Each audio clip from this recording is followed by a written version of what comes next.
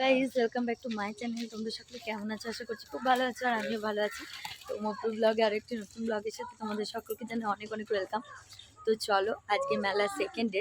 তো আজকে যাচ্ছি আমি, তোমাদের দাদা ভাই, বৃষ্টি, তারপরে যে দিদা, মাসি, তারপর বাবা, মা, প্রিয়ম, সবাই যাচ্ছে।